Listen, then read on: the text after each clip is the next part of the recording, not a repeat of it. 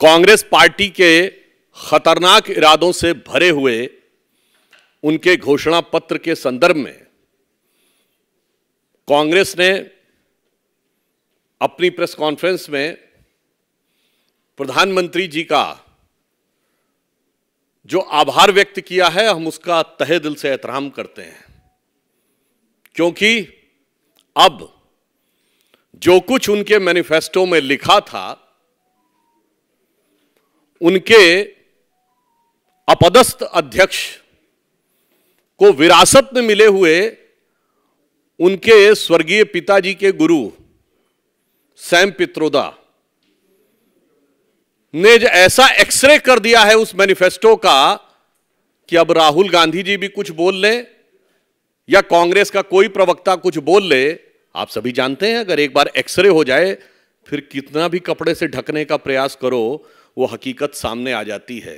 तो वो हकीकत अब पूरी तरीके से खुलकर सामने आ गई है।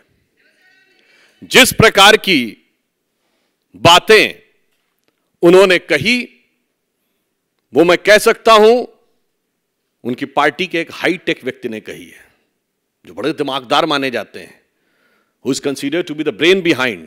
So the brain behind has been categorically elaborated the nefarious design of Congress party. इसमें सिर्फ सिंपल सी बात इतनी नहीं है। हर भारतीय, मैं आपसे बताना चाहता हूं, भारत की अर्थव्यवस्था का दुनिया में सबसे बड़ा आधार क्या है कि हम सेविंग बेस्ड इकोनॉमी है। आज पर्सनल डेट में हमारा डेट टू जीडीपी रेशियो दुनिया में सबसे बेहतर है, 43% ऑफ द जीडीपी है। क्यों? कौन सेविंग्स को प्रेरित करता है? दुनिया के बड़े बड़े थिंक टैंक्स ने कहा है कि भारत में परिवार और जो आपकी जनरेशनल मोटिवेशन है वो सेविंग को प्रेरित करती है। यानी आप अपने बच्चों को, उनके बच्चों के लिए विरासत में क्या धन संपत्ति छोड़ेंगे वो प्रेरित करती है। भारत का मूल मंत्र क्या रहता है? एक पीढ़ी मेहनत करके कमाती है, उसके बाद दूसरी पीढ़ी उससे कुछ बनाती है, तब जाके तीसरी पीढ़ी कुछ सुख पाती है। और यह कांग्रेस उस सुख चैन को छीनना चाहती है। सैम पित्रोदा ने यह कहा कि वो अमेरिका से प्रेरित होकर गोल्ड टैक्स लगाने की बात करेंगे। अब मैं पूरे देशवासियों को याद दिलाना चाहता हूं कि इनके मैनिफेस्टो में विदेश की फोटोएं थी जिसका ये खंडन नहीं कर पाए। अमेरिका की बेफोलो लिवर की इन्होंने गंदगी का चित्र दिखाकर भारत के पर्यावरण के बारे में बात किया था। अब यह साफ हो गया कि वो फोटोएं किसी गलती के तहत नहीं थीं, इनके दिमाग में विदेश की बातें अंकित हैं। और मैं तो उनसे पूछना चाहता हूं विदेश की कौन सी शक्तियां आपको प्रेरित कर रही हैं? अगर आप यह कहना चाहते हैं तो विदेशों में जो आप उदाहरण देना चाहते हैं उसमें तो 45% तक टैक्स लगता है। आपको पता होना चाहिए, मैं गंभीर विषय की तरफ ध्यान आकृष्ट करना चाहता हूं। आज मल्टीपोलर वर्ल्ड आगे बढ़ रहा है। डॉलर की हार्ड करेंसी के रूप में भविष्य अनिश्चित हो रहा है। 2-3 बार उन्होंने अपने रेट ऑफ इंटरेस्ट बढ़ाए, उसके बाद भी काम नहीं हो रहा। यानी विश्व भविष्य में हार्ड करेंसी के रूप में गोल्ड की तरफ आगे बढ़ रहा है। और गोल्ड सबसे ज्यादा भारत में खरीदा जाता है, on an average every year 700 ton. क्यों? हर व्यक्ति गोल्ड खरीदता है। गरीब से गरीब व्यक्ति भी यह कहता है कि चाहे मेरे पास 2 तोला 4 तोला सोना हो, मगर वो तोला सोना होना चाहिए। आप उस बचत के ऊपर क्या 45% टैक्स लगाना चाहते हैं? अगर आप विदेश से प्रेरणा की बात कर रहे हैं, जो उदाहरण उन्होंने देने की बात कही है, इसका अर्थ क्या हुआ कि भविष्य में विश्व में जो हार्ड करेंसी हो सकता है, जिसका सबसे बड़ा बेस भारत के अंदर हो सकता है, उस भारत के बेस को ध्वस्त करने के किसी बड़े राजनीतिक षड्यंत्र का हिस्सा तो नहीं है। यह मैं बात गंभीरता से पूछना चाहता हूं। और माननीय प्रधानमंत्री जी ने जो बात कही है कि कांग्रेस की लूट जिंदगी के साथ भी और जिंदगी के बाद भी, मैं बताना चाहता हूं कि हमारे यहां यह परंपरा है। हमारे यहां सोना कोई एसेट नहीं है। यह फॉरेन के माइंडसेट से बाहर आइए। कोई भी हिंदू सनातनी पूजा करता है तो उसमें स्वर्ण रखा जाता है, विवाह होता है तो गरीब से गरीब आदमी हाथ में सोना देता है, और यहां तक कि जब लगता है कि प्राण छूटने वाले हैं तो कहा जाता है यदि घर में सोने का कोई टुकड़ा हो तो वो उनके मुंह में रख दीजिए। किस प्रकार की चीजों के लिए, किस भावना से प्रेरित है? बहुत साफ हो गया, विदेशी मानसिकता से प्रेरित। जिसको भारत की विरासत से नफरत है वो भारतीयों की विरासत पर गिद्ध दृष्टि डालकर बैठे, मगर अपनी पार्टी की विरासत परिवार के बाहर नहीं जानी चाहिए। ये वो सारे दल हैं कि मेरी पार्टी तो पीढ़ी दर पीढ़ी ट्रांसफर करेंगे बगैर इनहेरिटेंट टैक्स के, मगर आपसे इनहेरिटेंट टैक्स लेंगे। मैं कांग्रेस से पूछना चाहता हूं, एक तरफ माननीय प्रधानमंत्री जी जन धन योजना के द्वारा 54 करोड़ गरीबों के खाते में धन पहुंचाया उन्होंने, और उन खातों में 2 लाख करोड़ रुपए से अधिक रुपया है, और आप जन जन का धन खींच लेना चाहते हैं। अगर 4 करोड़ निर्धनों को आवास मिले हैं, और हमने अपने मैनिफेस्टो में यह कहा है कि अब उसे बढ़ाकर 7 करोड़ करेंगे, मैं देशवासियों से पूछना चाहता हूं, जिस भी शहर में यह मकान है कुछ सालों में वो भी कुछ लाख रुपए के हो जाएंगे, और जब वो अपने बेटे बेटियों को देना चाहेंगे तो उनसे टैक्स लिया जाएगा, क्योंकि तब आप कहेंगे तो कई लाख के हो गए। इसलिए हम बिल्कुल साफ कह सकते हैं कि देश की विरासत पर, जब सांस्कृतिक गौरव विरासत की बात आती है तो उस पर इनकी कुदृष्टि होती है, और देश के जन जन की विरासत पर इनकी गिद्ध दृष्टि है। और अब इसमें कुछ बचाव की कोई गुंजाइश नहीं रह गई है। अब इस पे ये कितनी भी सफाई दे लें, जिसे कहते हैं कि बिगड़ी बात बने नहीं, लाख करो किनकोए, रहीमन बिगड़े दूध को मथे न माखन होए। और अब एक बात साफ हो गई, कांग्रेस की गारंटी क्या है। मैं याद दिलाना चाहता हूं, जब कांग्रेस सत्ता में थी, ये सत्ता में आने के साथ ही क्या काम करते हैं। 2004 में आने के बाद पहला काम क्या किया था, आप जाके चेक करिएगा। पहली कैबिनेट में पहला काम पोटा को रिपील करने का किया था, और उसके बाद देश में जो असुरक्षा का माहौल उत्पन्न हुआ था कि चंडीगढ़ से लेकर चेन्नई तक, गुवाहाटी से लेकर सूरत तक, और पटना से लेकर गया तक, हैदराबाद से लेकर लखनऊ तक, और नागपुर से लेकर जयपुर तक धमाके होते थे।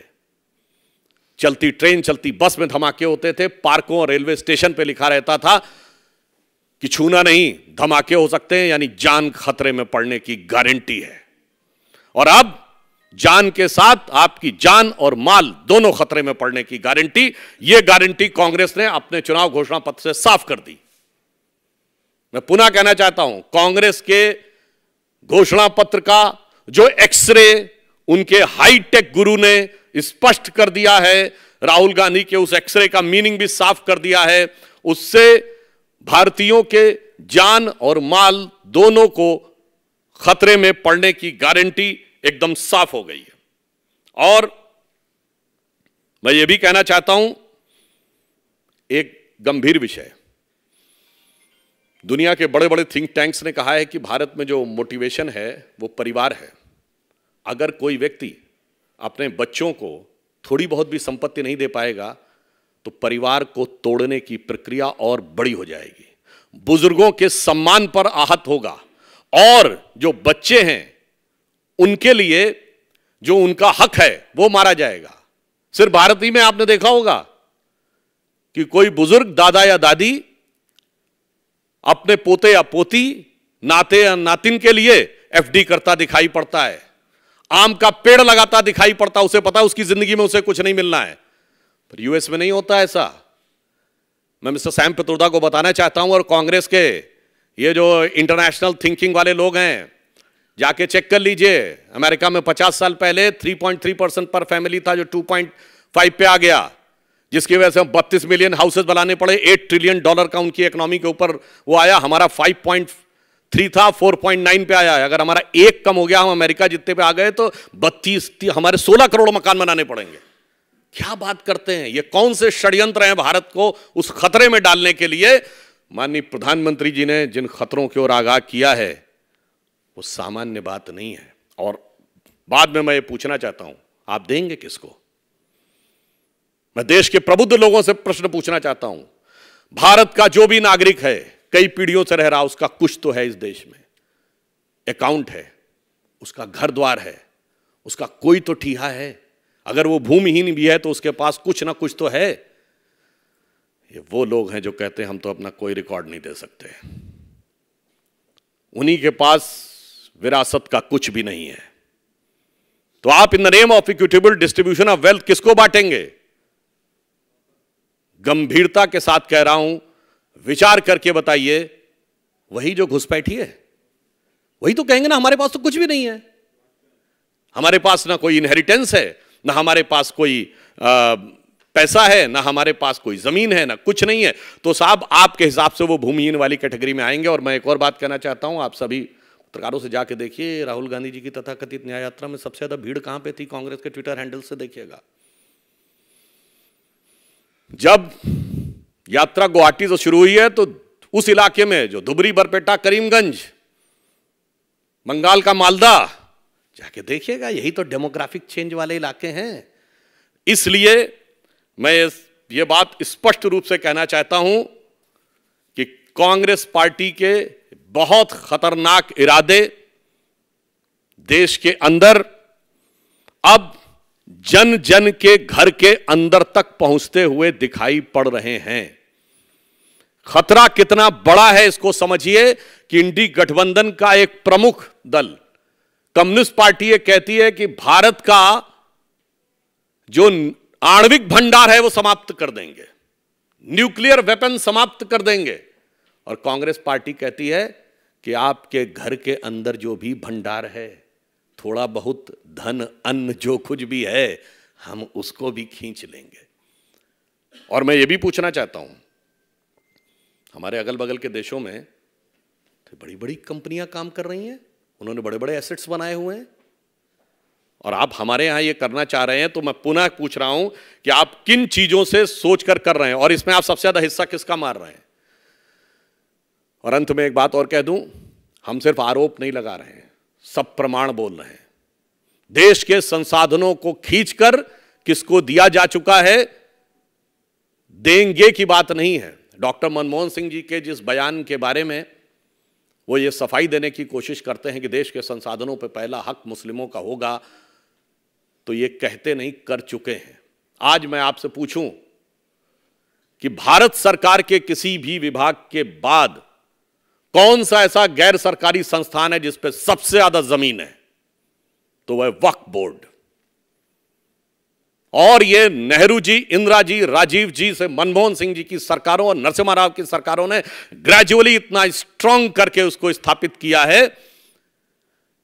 तो आप संसाधनों पर हक देने की बात का बचाव नहीं कर चुके, दे चुके हैं। सरकार के बाद सबसे ज्यादा अगर लैंड है तो वक्फ बोर्ड के पास है। इसलिए मैं अंत में सिर्फ यह कहना चाहता हूं, आगे बहुत अंधेरा है और संभल कर चलना है, क्योंकि ये वो शक्तियां हैं जिन्होंने देश की वास्तविक शक्ति कभी उभरने नहीं दी। जो देश हमारे साथ आजाद हुए थे वो कहां से कहां पहुंचे, और आज जब मोदी जी के नेतृत्व में देश अपनी वास्तविक शक्ति के साथ उभरना चाह रहा है, तो न जाने कौन सी जानी और अनजानी शक्तियों के द्वारा ये सिर्फ भारत को नहीं, भारत के हर खास और आम को, हर गरीब को, हर माता बहन को के पास रखे हुए स्त्री धन तक, हर गरीब के घर में रखे हुए उसके द्वारा बनाए गए छोटे से मकान तक पर इनकी दृष्टि है। और मुझे पूर्ण विश्वास है कि देश की विवेकपूर्ण जनता इन सारे विषयों के ऊपर गंभीरता से विचार करके बात करेगी। और अब एक्सरे इज कंप्लीट, अब वो सीटी स्कैन और एमआरआई भी करा लें तो अब बचाव की कोई गुंजाइश नहीं है। रविंद्र सिंह जी, जी न्यूज़।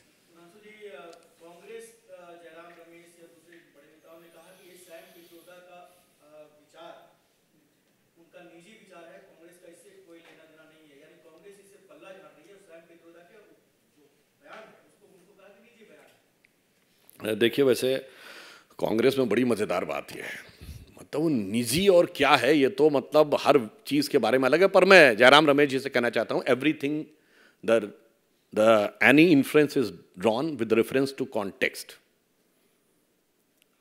और अपने लोगों के लिए बताने, जो भारत में कहा गया है कि किसी भी मंत्र का अर्थ निकालना हो तो यास्क जैसे निरुक्ताचार्यों ने कहा है कि वो प्रकरण शाह निकालना चाहिए। तो प्रकरण क्या है? सैम पित्रोदा कांग्रेस के थिंक टैंक में हैं कि नहीं, हां या ना? वो राजीव गांधी जी के जमाने से कांग्रेस के पॉलिसी मेकर हैं नहीं, कि हां या ना? और उन्होंने एक्सरे की इक्विटेबल डिस्ट्रीब्यूशन, ये सर्वे, संपत्ति का सर्वे राहुल गांधी ने कहा है कि नहीं, हां या ना? और उस सर्वे का अगला चरण क्या होगा वो बोल रहे हैं सैम पित्रोदा। और उसकी प्रेरणा कहां से है वो भी उन्होंने एक्सेप्ट कर लिया है, और प्रेस कॉन्फ्रेंस में इसको निगेट भी नहीं किया है कांग्रेस ने। इसीलिए मैंने कहा ना, फिर दोबारा कह देता हूं कांग्रेस वालों से, बिगड़ी बात बने नहीं, लाख करो किनको रहीमन बिगड़े दूध को मथे न माखन हो, फटे हुए दूध से मक्खन नहीं निकल सकता। अब जो होना था, आपकी कहते कहते दिल की आरजू लबों पे आ ही गई है। संतोष पाठक आइए, बस वक्त से पहले आ गई है, यह देश का भाग्य है।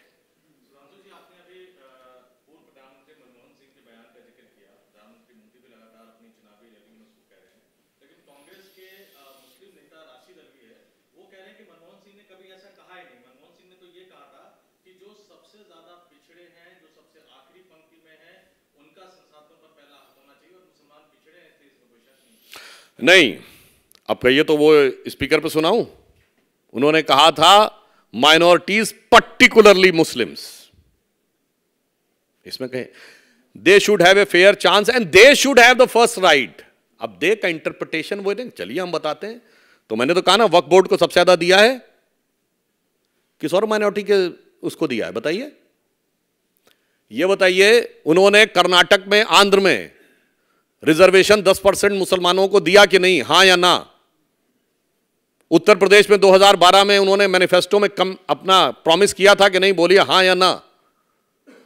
एनिमी प्रॉपर्टी एक्ट में दे रहे थे कि नहीं?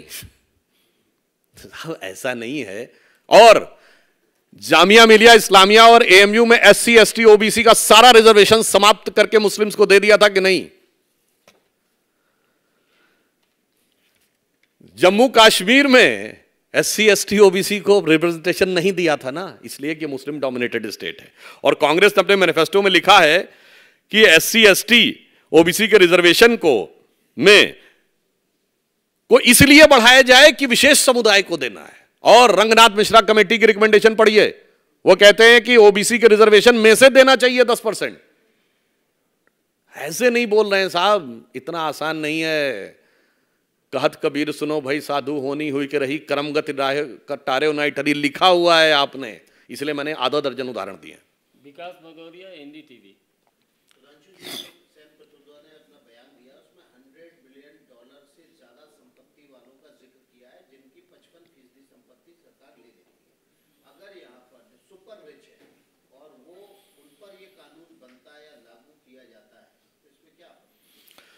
सबसे ज्यादा सुपर रिच नेता किन पार्टियों में है?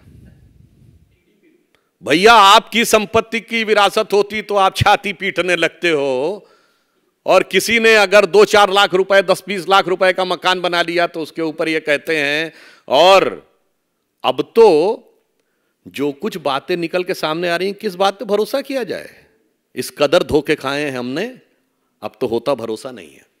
विकास चंद्रा।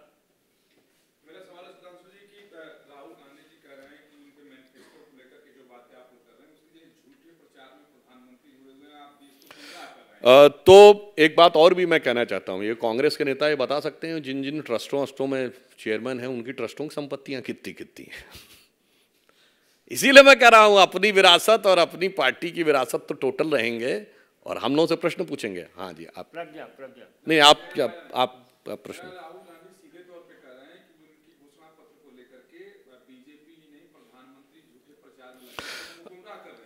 अब उनके, मैंने बताया ना, मतलब उनके स्वर्गीय पिताजी के गुरुजी ने अब ऐसा एक्सरे कर दिया है, अब सच और झूठ एकदम, जो कहते थे ना, दूध का दूध पानी का पानी हो जाएगा। राहुल गांधी ने बोला था दूध का दूध पानी का पानी हो जाएगा। अब सैम पित्रोदा के बयान के बाद दूध का दूध, पानी का पानी, छाछ का छाछ और रायता का रायता हो चुका है। प्रज्ञा। Jayram Ramesh has also said that Pitrodaji's comments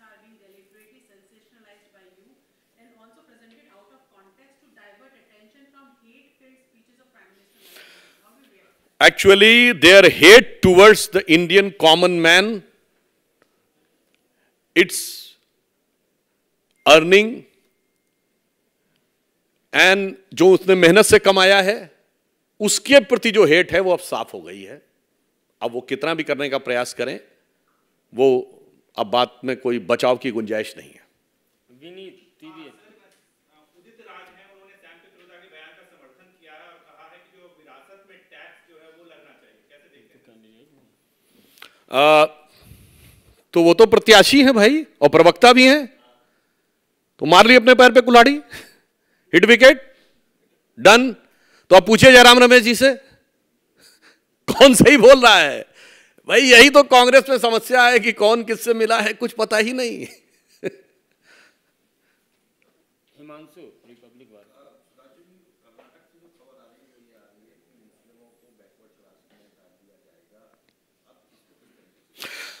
ये आ रही है नहीं, ये लोग तैयारी कर चुके हैं और मैं याद दिलाना चाहता हूं इसके बारे में। नेशनल ओबीसी कमीशन ने प्रश्न भी पूछा और इससे पहले बंगाल की सरकार ये कर चुकी है। पिछले वर्ष जो उसने लेटेस्ट जो सूची बनाई थी उसमें 91 कास्ट को ओबीसी में डाला था, जिसमें 85 मुस्लिम्स थे। अब देखिए, जब ओबीसी कमीशन ने पूछा कि ये कैसे हुआ, तो जानते क्या जवाब दिया गया? नहीं, ये मुस्लिम होने से पहले उस जाति के थे, तब ये जाति ओबीसी में आती थी इसलिए। तो ओबीसी कमीशन ने पूछा तो इतना भारी कन्वर्जन कैसे हो गया? तो उसके बाद उन्होंने मौन धारण कर लिया है। तो आप समझ सकते हैं कि हकीकत क्या है। और यहां मैं एक और बात कहना चाहता हूं, इस प्रकार के द्वारा कांग्रेस मुस्लिम धार्मिक आस्थाओं का भी अपमान कर रही है। या तो उलेमा व इकराम कह दें कि उनके यहां जाति होती है,